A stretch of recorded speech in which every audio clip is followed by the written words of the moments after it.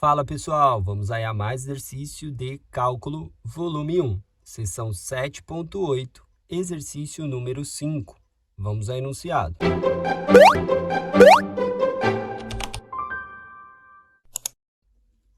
Determine se a integral é convergente ou divergente. Calcule aquelas que são convergentes.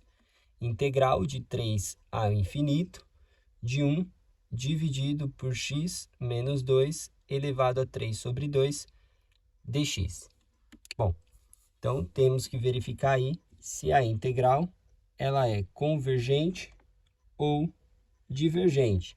Temos uma integral aí imprópria, tá? O limite superior aí tende ao infinito, um limite aberto, tá? E é uma integral própria do tipo 1, que é dada por 1a, intervalo fechado em a, aberto no infinito, de uma função de x, dx. dx, para cada diferencial aí, dx, ele existe para t maior ou igual a a. Então, temos que a integral de a infinito de uma função de x dx é igual ao limite de t tendendo ao infinito da integral de a até t da função de x dx. E temos é convergente, tá? Se o limite existe. E é divergente se o limite não existir. Então, vamos poder aí escrever para essa integral de 3 a infinito, de 1 sobre x menos 2 elevado a 3 sobre 2 dx, né? Temos aí que o valor de a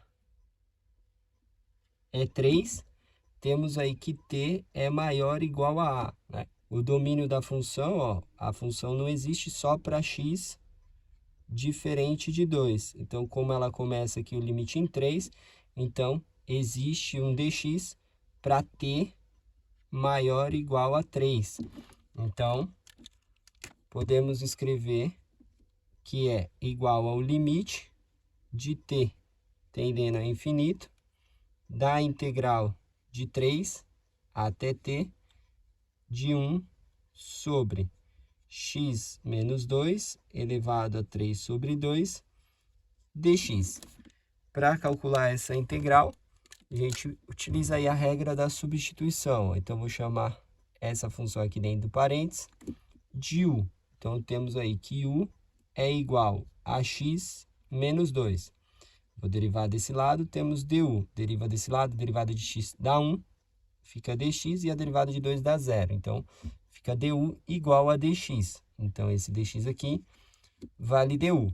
Podemos trocar os limites de integração. Então, quando x é igual a 3, vamos ter aí que u é 3 menos 2, ou seja, u é igual a 1. E quando x for igual ao limite superior, que é t, vamos ter aí que u vai ser igual a t menos 2.